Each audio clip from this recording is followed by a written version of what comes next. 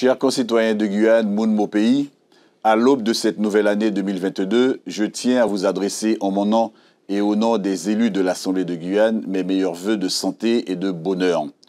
Voilà maintenant 6 mois que vous nous avez témoigné votre confiance pour présider à la destinée de notre territoire et rédiger ensemble le projet qui permettra de hisser la Guyane au rang de carrefour mondial d'excellence.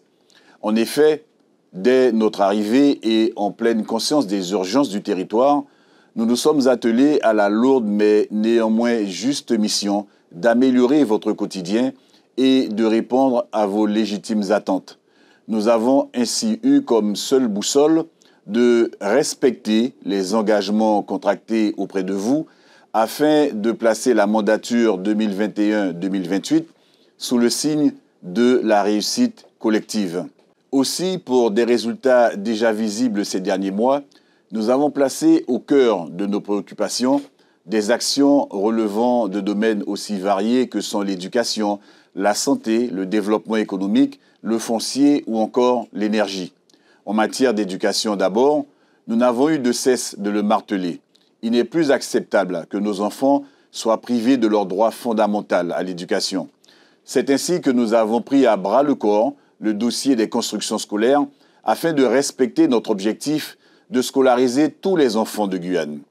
Outre l'accélération du calendrier et la mise en place de solutions innovantes pour permettre au plus grand nombre d'effectuer une rentrée dans les meilleures conditions, nous avons lancé une réflexion autour d'une nouvelle approche systémique de la question en renforçant le lien avec l'ensemble des acteurs institutionnels. Ce nouveau cap doit nous permettre de mieux nous projeter et donc d'anticiper les besoins.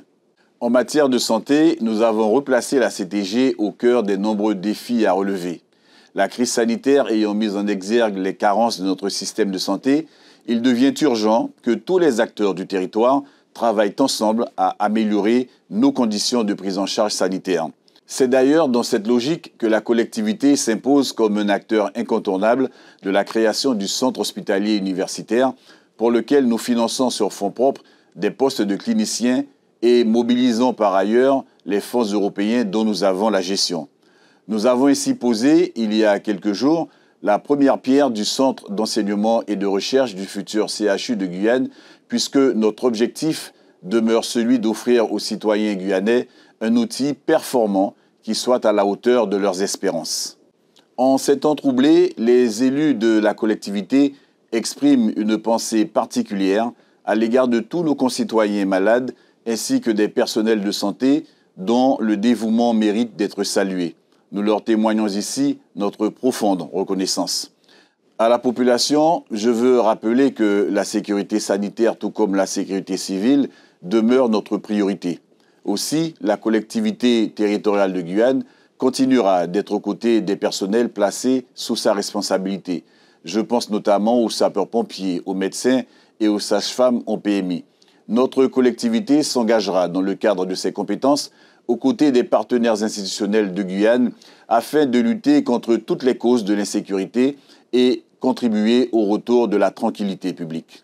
Pour parvenir à cet apaisement, des réponses globales seront nécessaires et impliqueront notamment le développement d'activités sur tous les bassins de vie. Je tiens donc à rassurer les porteurs de projets et ceux qui sont déjà engagés pour le développement économique du territoire de notre détermination à renforcer leur accompagnement via nos fonds propres, les fonds européens et l'augmentation substantielle des moyens humains au plus près des territoires. Il en va de même en matière de foncier, de désenclavement ou d'énergie pour lesquels nous sommes pleinement mobilisés, suivant une logique de rééquilibrage territorial d'une part, mais également et surtout d'autre part, d'égal accès de l'ensemble des citoyens du pays Guyane aux services publics. Ces notions de continuité et d'égalité territoriale, véritables vecteurs d'équité, sont des totems érigés au cœur du modèle sociétal que nous souhaitons promouvoir à travers l'action de notre majorité. Celui-ci trouve d'ailleurs sa source dans le choix d'un destin commun qui verra converger tous les enfants de Guyane vers un avenir radieux issu du travail conjoint des parents, des enseignants et des éducateurs de tous ordres.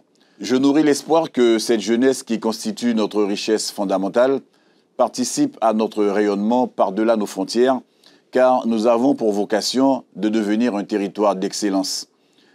Pour atteindre tous ces objectifs, je sais pouvoir compter sur l'investissement sans faille des agents de notre collectivité pour lesquels j'ai une pensée particulière en ce début d'année.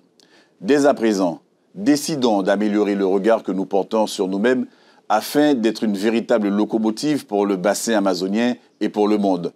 Que 2022 soit empreinte de joie, de réussite, de défis relevés et de belles réalisations. L'impossible est possible à condition d'y croire. C'est Mounia Moukadzotout Tchéberet Paboli. À toutes et à tous, excellente année 2022. Au revoir.